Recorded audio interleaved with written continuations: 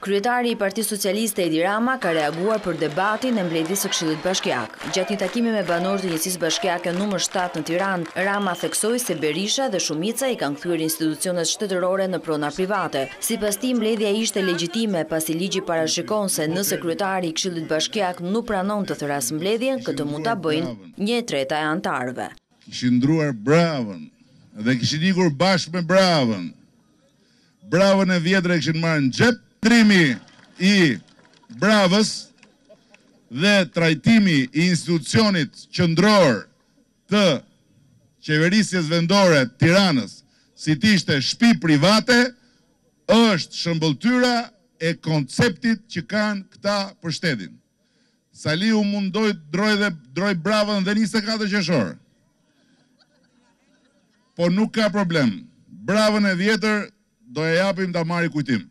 Ndërkohë, më herët kryesocialisti ka qenë me një pjesë të anëtarëve të Aleancës QQZ që janë bashkuar PS-s. Gjatë prezantimit të tyre, Rama akuzoi Aleancën si një parti me mision çoroditjen e popullit në shërbim të partisë shtet.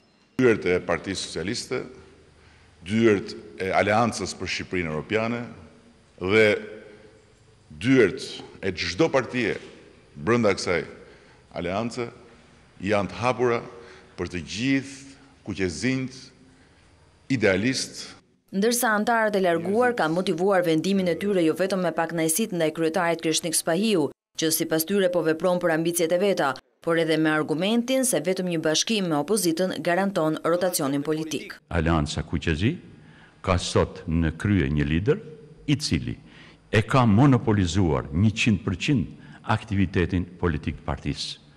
Shumë zhvillime politike të lidhura me aksionet me veprimin politik të partisë kanë vetëm vullën e një individi. Prova më e madhe sot ka qenë edhe dalja vetmore në koalicionin politik të ditëve të fundit.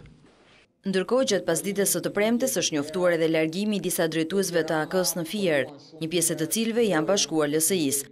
Për të gjitha këto zhvillime ka reaguar kreu i Aleancës QQZ Krishnik Spahiu, por pa dhënë asnjë përgjigje për akuzat e ish bashkëpunëtorëve. Spahiu tha vetëm se Rama po merr rolin e Berishës për disa vota QQZ në një kohë kur duhet të kujdeset për deputetët socialistë që mbajtën në këmbë qeverinë e demokratëve.